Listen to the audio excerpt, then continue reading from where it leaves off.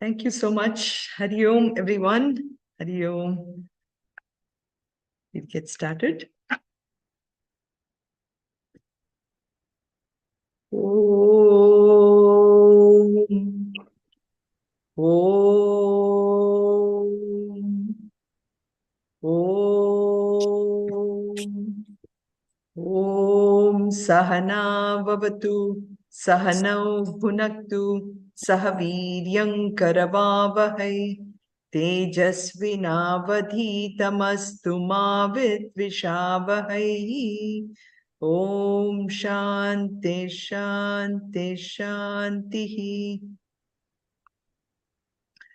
Om Parthaya Pratibodhitam Bhagavata Narayanena Swayam Vyasena Kratitam Purana Muninam Madhye Mahabharatam Advaitam Vritavarshinim Bhagavatim Ashtadashadhyayinim Ambatvam Anusantatami Bhagavad Gita Bhavadveshini Namostu te Vyasa Vishala Buddhe Pulla Ravindayata Patra Netra Yena Tvaya Bharata Taila Purnaha Tvajvalito Pranamaya Pradipaha Prapanna Parijataya Totra Vetraika Panaye Jnanamudraya Krishnaya Geetamritaduhe Namaha Mukham Karoti Vachalam Pangum Langayate Girim Yatkripa Tamaham Vande Paramananda Madhavam Yam Brahma Varunendra Rudra Marutaha Stunvanti Divyaistavaihi Vedai Sanghapada Kramopanishadaihi Gayanti Yam Samagaha Dhyanavastita Datkatena Manasa Pashyanti Yam Yoginaha Yasyantam Navidu Sura Suraganaha Devaya Tasmai Namaha Devaya Tasmai Namaha Sarvadharman Parityajya Mamekam Sharanam Vraja Aham Tva Sarva Papebhyah Mokshayishyami Ma Shuchaha. So welcome everyone. We are towards coming to the last third of the 8th chapter. And we see in this where Lord Krishna is reminding us how we should be really looking at the world in which we live in. You know, as we live in this world, we are so drawn to the glamour of the world, on what I can get from the world. So in this chapter, he is slowly trying to shift our attention in how we can look at the world with constantly remembering that everything is nothing but that Ishvara. So keeping that Ishvara Smaranam in us, he starts to give us a lot of instructions. And of course, there is so much amount of logic with which he's telling us by looking at this world with this Ishvara Smarana Bhava, we will be able to truly appreciate everything and understand also the purpose of our human birth. You know, this human birth that we all have received, or this complex human machine that we have received, is there to really exhaust all our purva karma, you know, all the purva vasanas. That is why we have taken this birth. But we also have this 5 senses which tends to get attracted to the world. And through these 5 senses, we tend to take in a lot of these impressions. And because of these impressions, we think that that is what is happiness. And we forget the actual purpose that we came in. And by taking in all these impressions, it is sort of preparing us for more and more and more new births, you know. So that is how we are leading our lives. So last week, when we finished our session, we actually talked about the aspect of how the world, as beautiful as it is also things which are there, which we need to be cognizant about. Because if we are not cognizant about, then what happens is this glamour of the world takes over and we forget what this world really is about, right? So I thought we should start today with discussion of that six defects of the world, you know. So our reflection time today is going to be is yes, of course, the samsar is a wonderful place to live in. We know that, and especially, you know, when you're living in places like India and United States, you see such great beauty of the whole world, you know. Like even in such a densely populated place like India where we live in, but this ashram where I'm right here, when you see the beautiful greenery and you hear the birds chirping, like right now it is, you know, 7 o'clock, right? And even as I was preparing for this lecture this morning, you hear this wonderful birds chirping, and you feel that, wow, this is such a great world. I can just live here forever, you know. But then, in keeping with, we have to understand also how we live, right? So this is where in Shloka 15, you know, he says about how Ananya Chetaha Satatam Yomam Smarati Nityashaha Tasya Aham Sulabhaha Partha Nitya Yuktasya Yoginaha. So I have to live in this world by remembering that Ishvara is there everywhere. It is that Ishvara in the form of Saguna Rupa, you know, in the form of everything that I see. The finiteness, when I remember that finiteness and recognize through this finiteness, they are representative of that infinitude, you know, then I will be, it's very easy to attain that Ishvara. And that is really the goal of our life. Okay, that is what he's saying. But he reminds us in 15th shloka that if I don't remember that finitude leading to infinitude, you know, and that finitude leading to infinitude, I can have it in this Janma itself through this Shravana, through listening to all these lectures and paying attention to my, through Mananam and Nididhyasam, where I'm reminded of my infinitude. When I do that, I'm good. You know, this world is a wonderful place. However, he reminds us that if I recognize that this happiness that I am thinking is there only in all these temporary things, where I've superimposed that happiness on these temporary things, then what happens is this same world can be a dukkha alayam. Dukkha alayam ashashvatam. He's reminding, why is it a dukkha alayam? Because it is very temporary. So in this place of, and he calls, if I recognize this world with its glamour, where everything is temporary, that is really my real world, it can be a dukkha.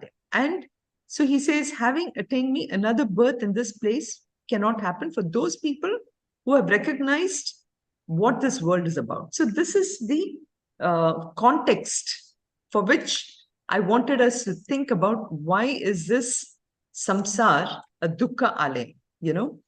Why this is, you know, why is it that most of us, we tend to live in this world in the pursuit of things which we think is quite normal, you know, having a house, having a beautiful garden, having wonderful relationships, you know, these are the normal things that we are doing.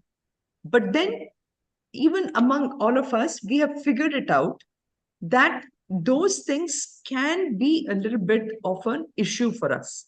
So this kind of a thing where we discuss as an issue, we start to practice what we say is a detachment. We are living in this world, we are enjoying it, yet we are aware of what are the defects if I get too absorbed in the world, if I get too entrenched in thinking that this is it, if I don't have this house, if I don't have this, my life is done. If I have that kind of an attitude, then yes, there is a lot of defects that I need to face. Okay. So that is the part which I had put this 6 defects last time. Okay. And I think Meena was the one who said, it will be good for us to have a little bit of discussion of why it is. And I think it was very, very powerful. Yes. That question, right, Meena? So, which is why I wanted to bring this up today and go through it one at a time. And she had specially asked about, the association with temporariness. But I think it is worthwhile for us, and through a little bit of discussion, which is what we are going to do today, And Okay. of course, we will go through the other shlokas also, which I had in mind. But this, we will spend a little more time. So we said there are essentially 6 defects today, which is association with pain, association with temporariness. There is a dependence on things. And this part of it, I will spend a little more time because I think I saw today Preeti join in. I think this is Preeti Pragnya, right, Preeti? Yeah, Hari Om Aunty. Wonderful to see you, Preeti. So I think you'll be able to relate to one of them here today. So that's why I thought, we'll spend a little time. Then we'll see what is draining India's dissatisfaction guaranteed and relative importance. Okay. So let's take one at a time, which is association with pain and association with temporariness. Now, I did say that, this world is such a wonderful place. Every time there is so much amount of innovation going on. There is so much to look up to, and of course, it's beautiful world and everything.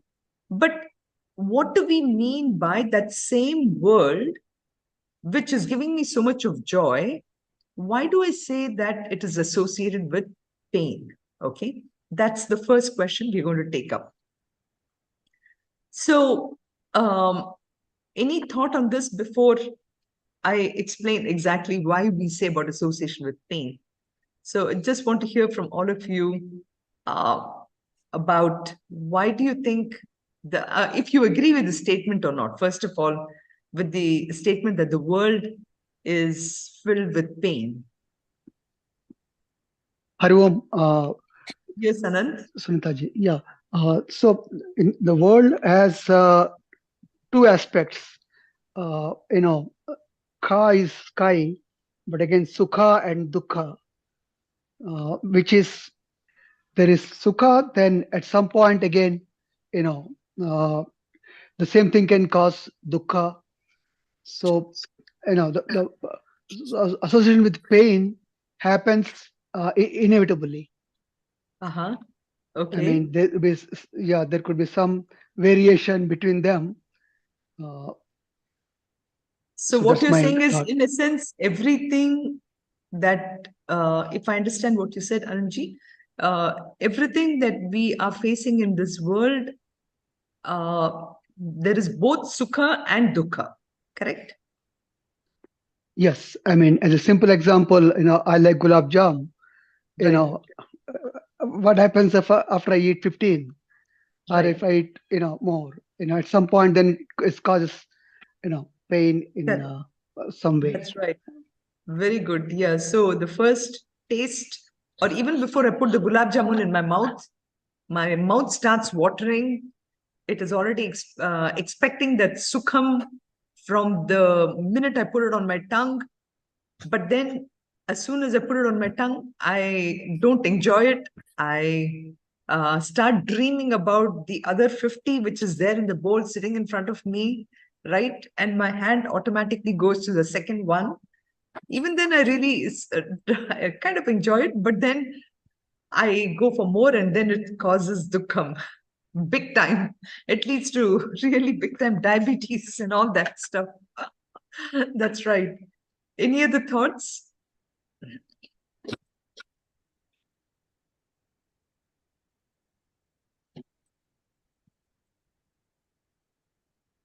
So, as Anant pointed out, this is with something that we don't have it on a regular basis, correct? I mean, we don't have gulab jamun every day, but then we eat this one. But here we are talking about something which, again, Anand pointed out that, everything in this world uh, actually has both these aspects associated with it. Both sukham and this. They're almost like these two sides of a coin. Starting with, let's take our food, basic thing. Let's take a basic thing as food, right? Now, in order to get food, we go to Myers. I gave this example last time. We go to Myers to pick up, some food. Of course, if we pick up things like vegetables and all that, that's great. But if I want to go to I don't have any time at all. Okay, so I go to the thing, I pick up frozen food. Okay, when I do get the frozen food, frozen peas or whatever, instead of buying the fresh peas, it gives me great happiness because I can make my peas masala or something very quickly. Okay, but the same peas masala comes in a box or something like that, a plastic box. Okay, this plastic box, we don't think about it in the beginning. We think, oh, this is making my life so easy, and I can get in this plastic box here. But that same plastic box with the peas, when I put it into a microwave, guess what happens, right? There is some amount of leakage or whatever the materials which are there in the plastic. And the same peas now has a little different flavor to it. It is now mixed with some amount of pain. What was there? It gives me a certain amount of pain because, Madhu, I think your thing has to be muted. Okay, I'm going to mute you. Yeah. So that same pain leads to some amount of cancer in the future. Okay. What was so easy for me to do things in the future leads to a lot of pain. So, we talked about diabetes in the previous one. Now we are talking about things like cancer. So I remember when I was young, I used to carry my tiffin box in a stainless steel box, right? Then at some point, the plastics came. It was so easy to carry a plastic box with me to my school or college where I went to, because it was lighter. But now that same plastic has become so it's proliferated so much. Now we literally have to have associations where we don't, like, for example, we are building a new campus. We are trying to make it almost plastic free, consciously now, something which never existed before. Now, consciously, I have to create a mindset where I have to take that thing out, because same thing which gave me joy in the beginning, now it is giving me a sort of pain. Now, this is with simple thing as food. Now, what about my house? When I bought the house, brand new home, I built it with so much amount of love and everything. Okay, 4-5 years, great. But then after 5 years, I see some issue or the other cropping up. And after 20 years, I already have to almost replace everything, in the kitchen, because of my love for change. And of course, you have all these tile house and Home Depots and all coming up with new designs, right? Same thing. Then let's take a little more thing which is more closer to our home, more emotional kind of a thing. Family. Okay. I wanted a family. I wanted children.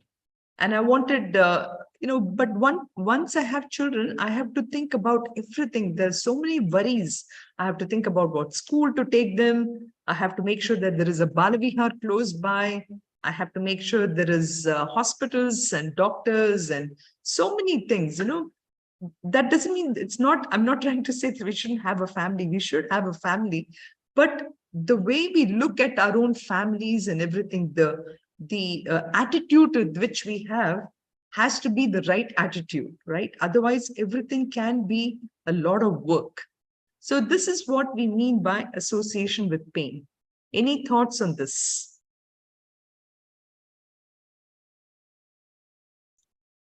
So attachment and attachment Yeah, and losing the things or positions or people.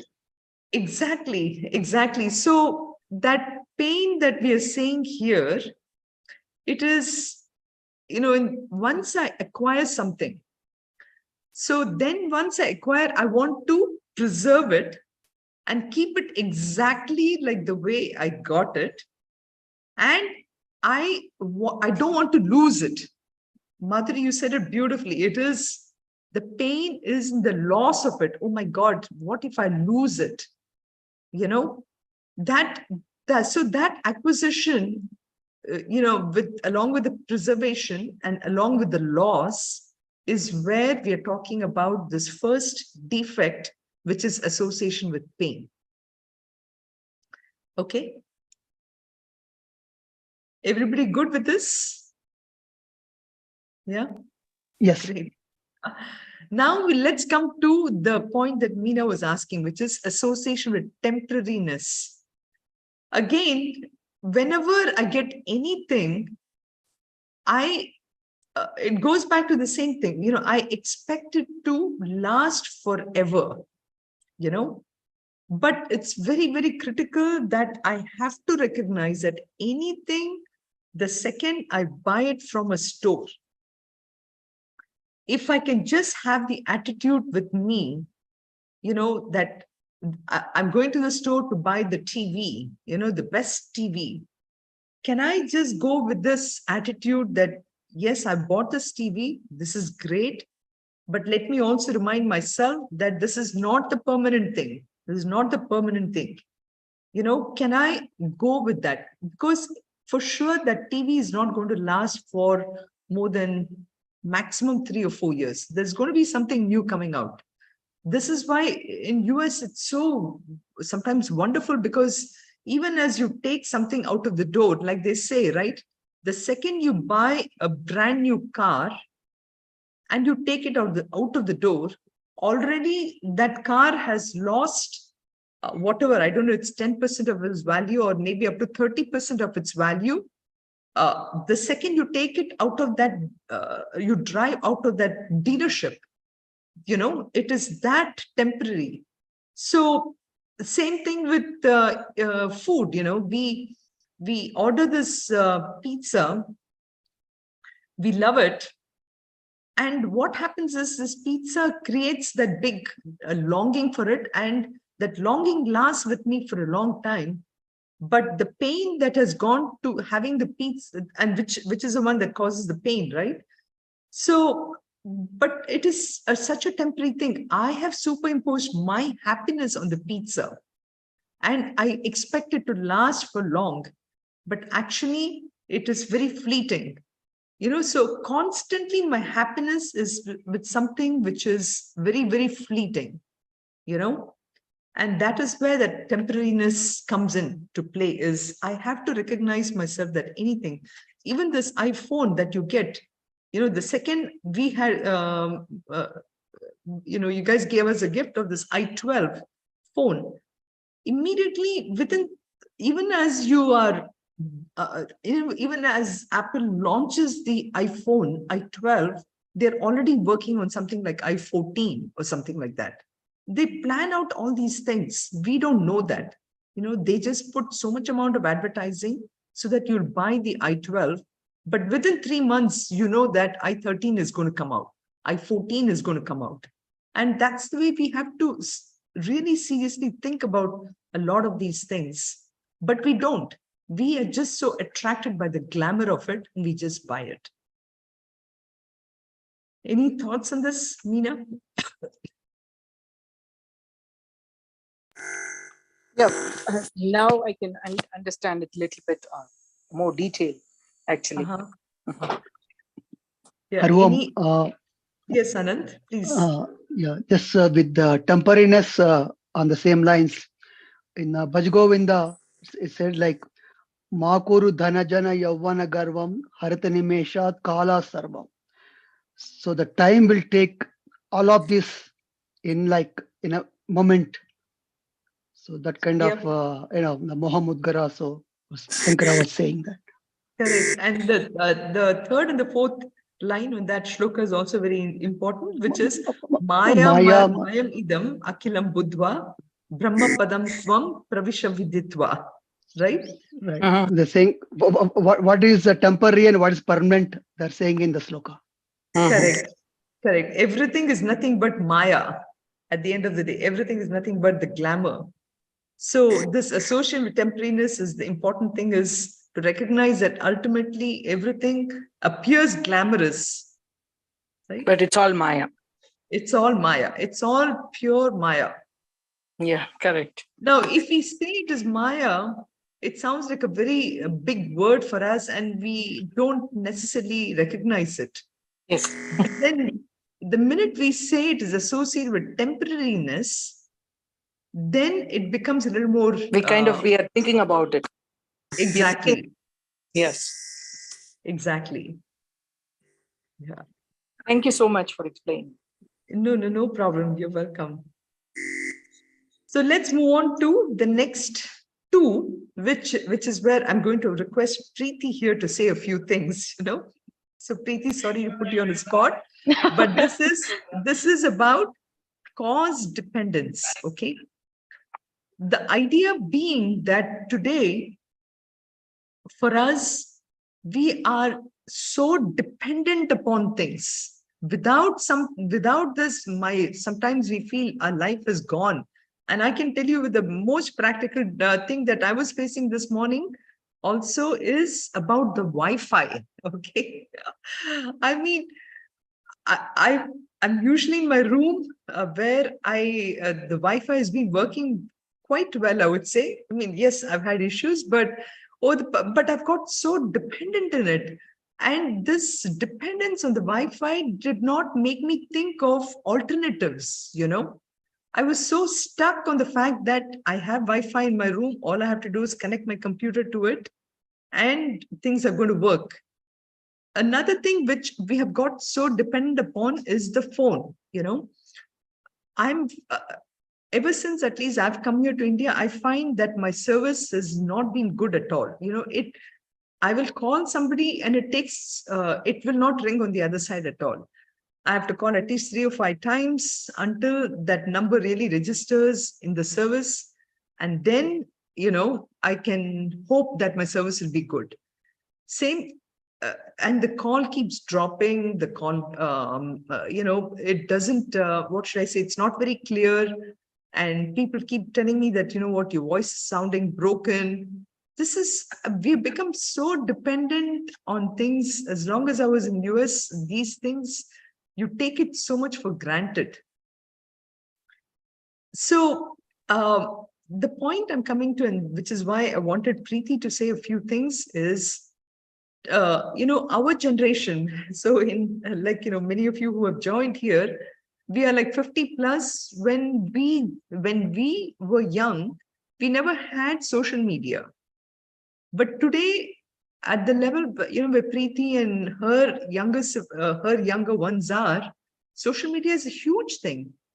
And in social media, if I were to post a picture and nobody says anything about it, I'll be like, oh my God, nobody's liking it. Nobody has posted a comment.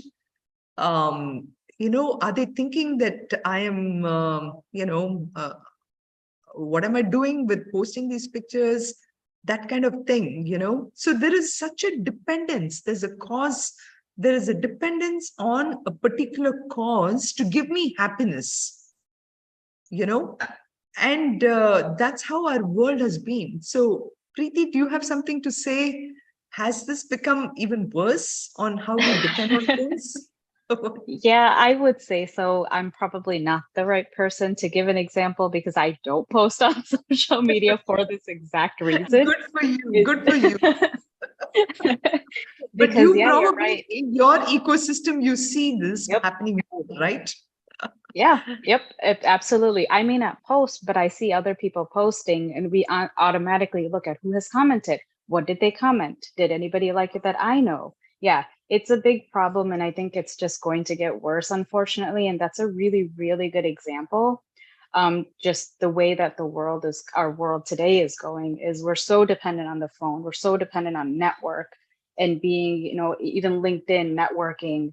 We're so dependent on that it's become such a difficult, it's unheard of now that if you go out to meet people, it's all on the internet, all online. And that's very difficult to step back from, to kind of go back to when we don't have power, So it's very difficult to go back to that. I 100% agree with that.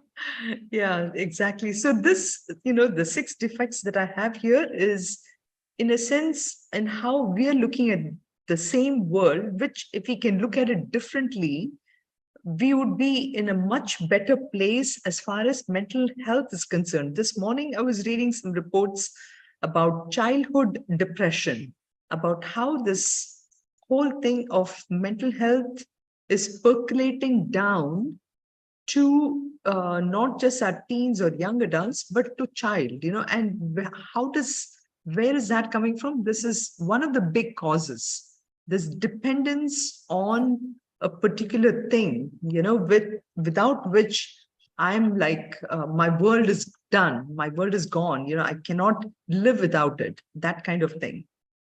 So Yeah, to add to that, Sunita, also about contact numbers. We used to yes. memorize and remember everything. Now we rely on that iPhones, and we have it in there. If it is somewhere else or something, the phone, then we think like, I can't even remember my neighbor's phone number or anything. So many numbers we used to memorize, and that's Absolutely. the one, I think. Yeah, Yes. dependence. Yeah. We have lost a memory power, actually. Swami Chimanandam, I remember an incident reading about this, on how when he went, I think when he came to US or something, he lost his book of his address book. And he was a person who was so prolific in writing letters to all the devotees who would write to him with any questions. And he could remember the 300 addresses that was there in the book, which he had lost. And today, we cannot even remember our own phone number. I cannot remember my India phone number. Every time I have to look up my phone to check what my number is. It still has not registered in my mind. That's how bad we are getting to it now, So the point again is that we have become so dependent on things to give us that happiness. Ultimately, we live in this world for getting some happiness. And unfortunately, we have put that happiness, or our own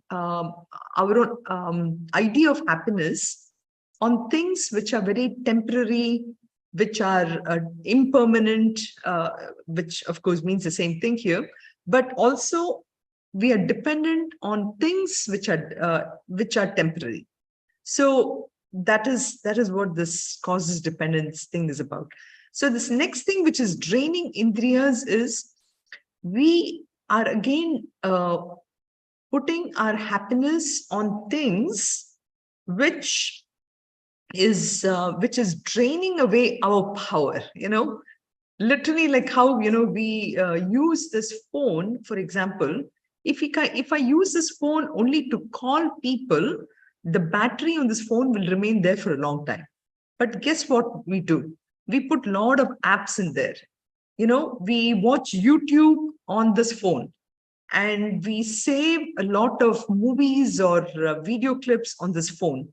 All this just drains our battery, right? So too with our own human mind, we are given all these 5 sense organs and our mind and our intellect to use it for the right purpose, which is we've been given the sophisticated equipment in order to reach our highest goal, which we don't, for many of us, we don't realize what is that goal all about. And we keep our goal to, earn a lot of money, buy a big house. That is what we think is the highest goal. However, our human body is given for reaching the highest goal of perfection.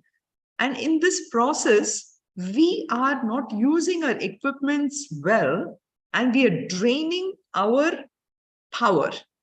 Okay, we are draining our power by small things, which are fleeting things. Like I said, just like how we use a phone to, if I use it for the right thing, which is to call, great. But I use it to for all these temporary things. So my battery gets drained. So too within us, our own things are draining so much. Our indriyas are losing its power. And another thing which we don't understand is, or not that we understand it, but we don't recognize that as an important thing, is as we grow older, our eyes loses its power to enjoy or whatever. But then, and same thing with our mouth, right? I mean, we lose the digestive power and everything, but then our tongue is still craving for a lot of these things.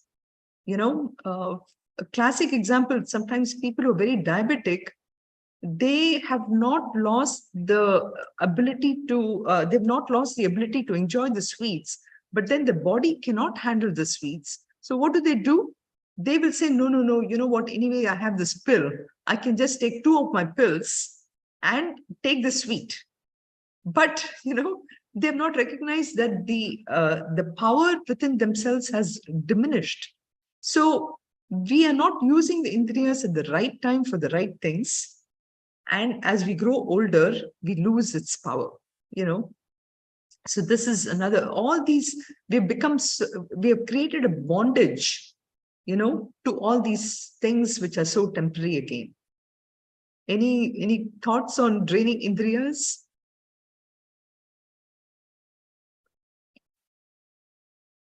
Okay, the last 2, dissatisfaction guaranteed. So the point again is, we don't recognize that each one of these things that we think we are enjoying, there is just no question that at the end of it, there is some amount of dissatisfaction, which is why we go for something new, right? I mean, with my same iPhone, for example, at the moment, if I find that somebody has a better phone and it can do a lot more, I become dissatisfied with what I have. Okay. So my initial excitement of getting an i12 now goes completely away, because I find that this is not going to give me the satisfaction completely. So ultimately, the idea is, and even with our own jobs and everything, if I'm working only for the sake of my work and not worrying about what I'm going to get, then I'll be satisfied. But what do? I get this job for $100,000. And after some time, I'm not very happy because somebody else gets something better than me. So then I'm looking for something which can give me $120,000, $200,000. The thing just goes on and on. I'm just not, happy with it. And then the last one, which is relative importance. So I forget the fact that everything is relative. In some sense, this iPhone example, which I say, it's today, it may give me some importance, but tomorrow there is something else. I'm always in this point of comparing things, where there is only a relative importance today. It's only, as long as it gives me satisfaction, it's great. But the second something else is there, this loses its importance. So these are the 6 kind of defects that I thought I should, put this here, which is why this world is a dukkha alayam, for that reason. Otherwise, it's a wonderful place. It's a wonderful place where I have come into this world to exhaust my own purva karmas. That is why I've come to this world.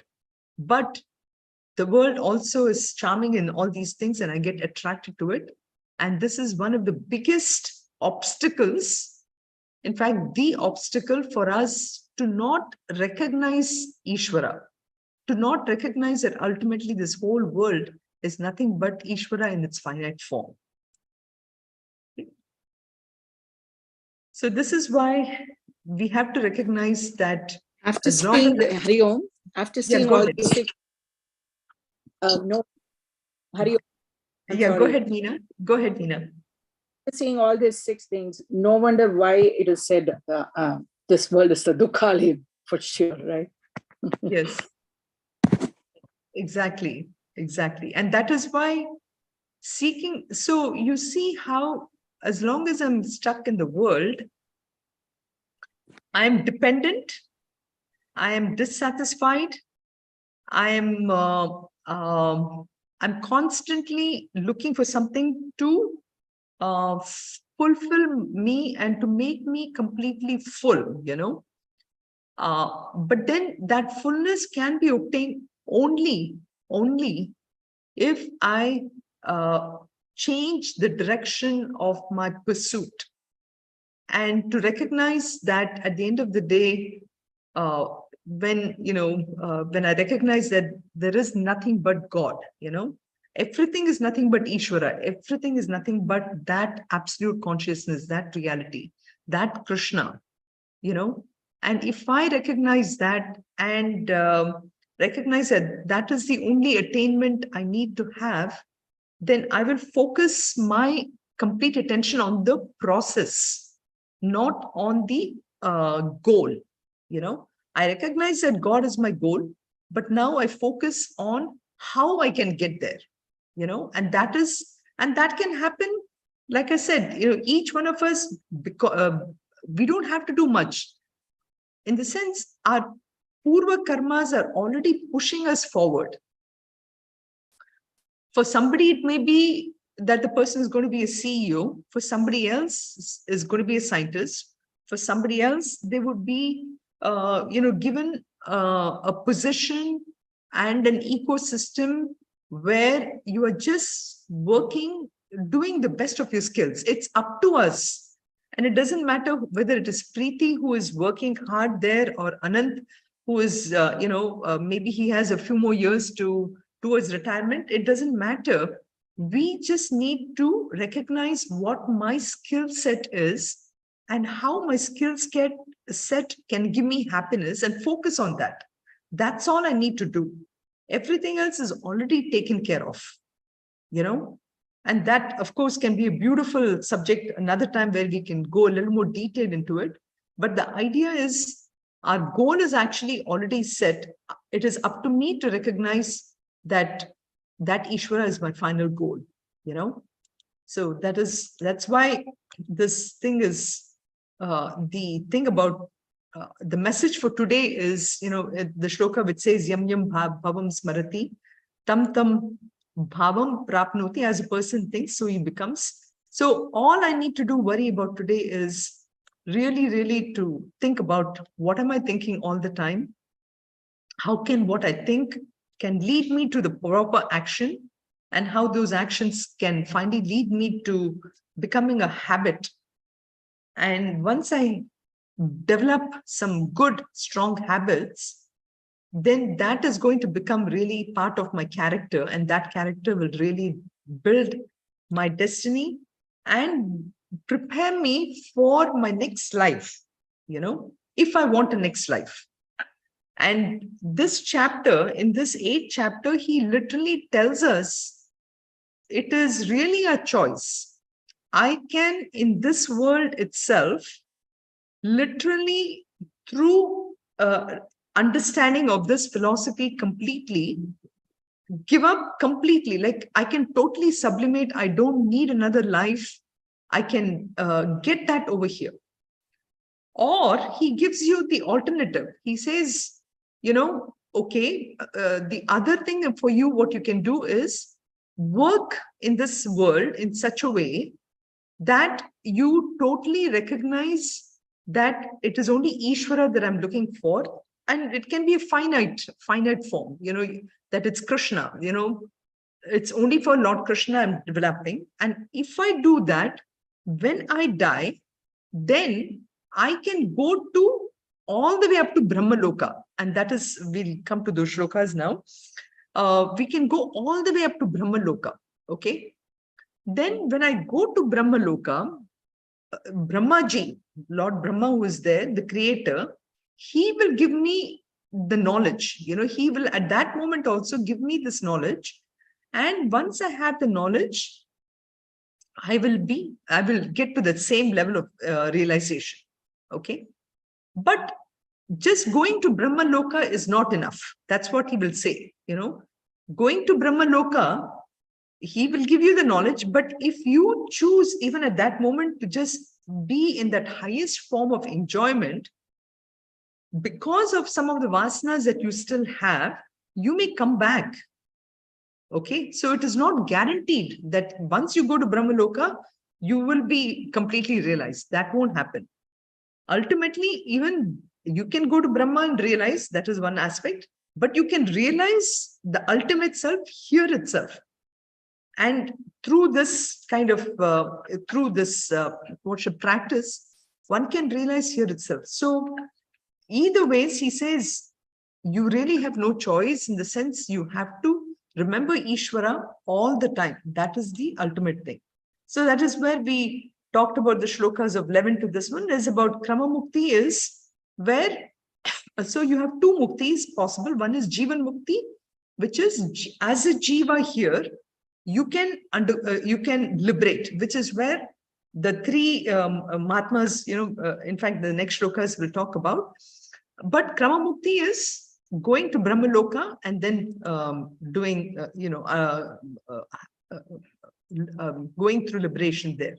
So like in shlokas 12 and 13, basically is about on how the liberation he's talking about, the Krama Mukti part of it.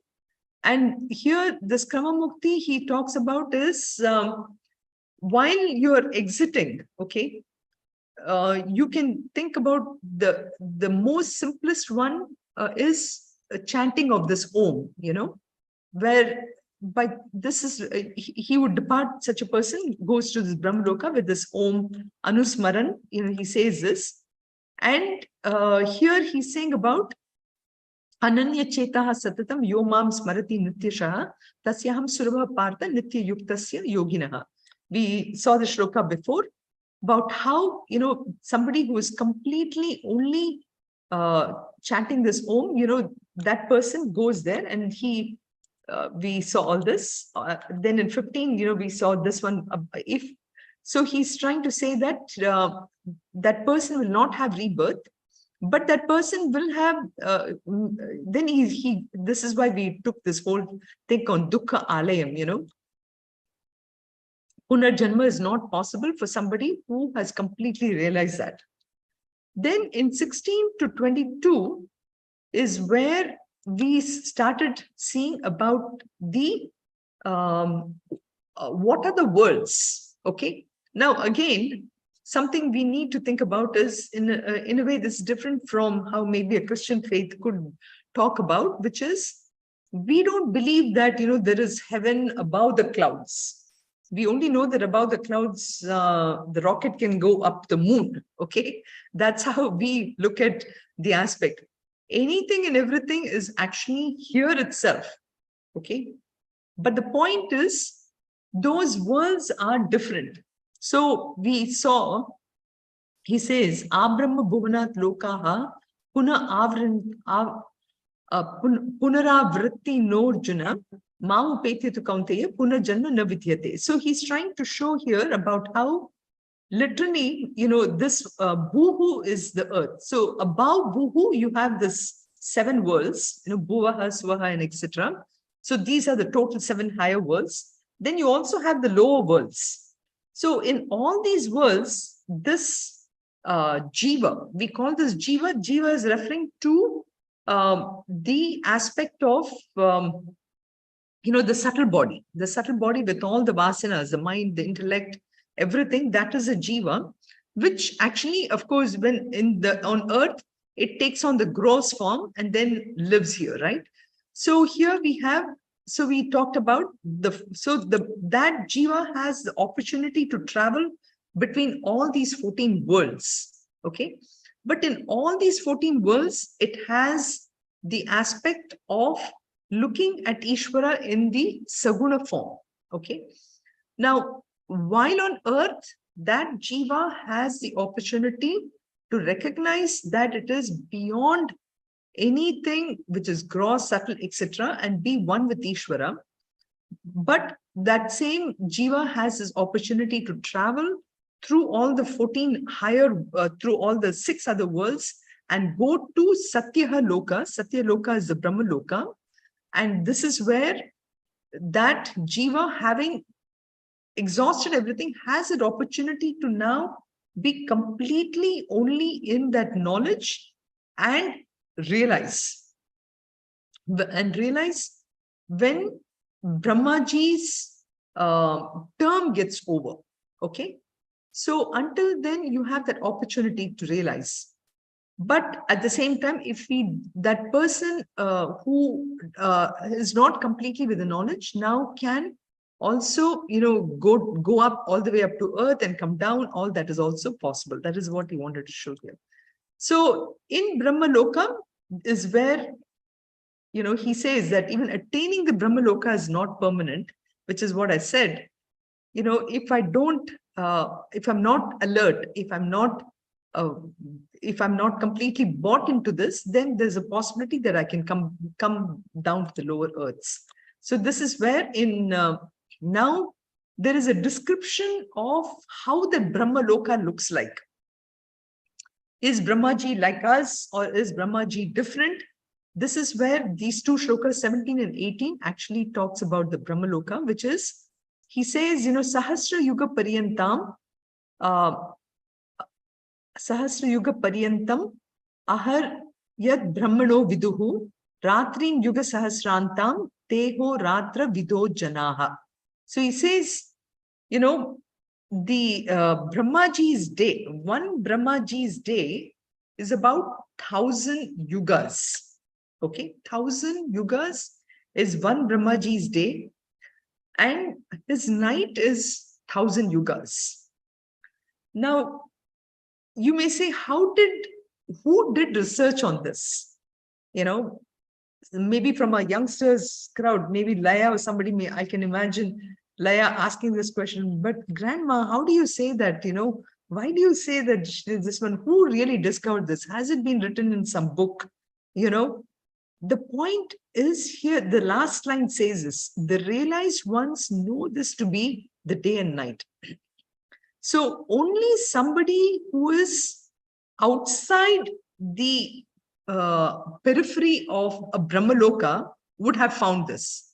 So this shloka is so powerful, this itself proves, for example, the Western way of looking at things is that anything, whatever I see, through my eyes, whatever I can measure with the telescope, only that I will believe. I don't believe there is something called as a subtle body, Our youngsters may say that, or, not necessarily youngsters, but anyone who is not bought into this philosophy would say that, how do you know there is really a subtle body? I know you and I can automatically say that because we know that it is only because of a subtle body that this body is functioning. The minute I die, I know that there is, my body doesn't function. How is this body even functioning? It is functioning with something inside, which is giving the power to speak and everything, isn't it? So that itself proves that there is some subtlety to this physical grossness, correct? But in this shloka, what he's trying to say is that not only are we talking about the subtlety of the mind and the intellect and everything, but we are talking about the fact that there are different worlds. All this is actually already been given. This is from, our own Shastras. And not only that, somebody has to be outside a Brahmaji's day to know that there is 1,000 yugas. And I can tell you, if you look at how much is one yuga, so we are talking about 2,000 yugas is one Brahmaji's day. And let us see how much is one yuga. So one of the yugas is equal to 4 parts, which is Satya Yuga, Treta Yuga, Dwapara Yuga, and Kali Yuga. Okay. So we are still literally within one of Brahmaji's day. Okay. Not even forget about his night. His night is another 1,000 yugas. And we are actually in this Kali Yuga. We are somewhere in the middle of Kali Yuga. Somewhere I did come across, I'll try to see if I can find next time about where we are in this Kali Yuga. Okay. Kali Yuga itself is 432,000 years. So this whole 4 things makes up one yuga, and 1,000 of these yugas is actually one day of Brahma.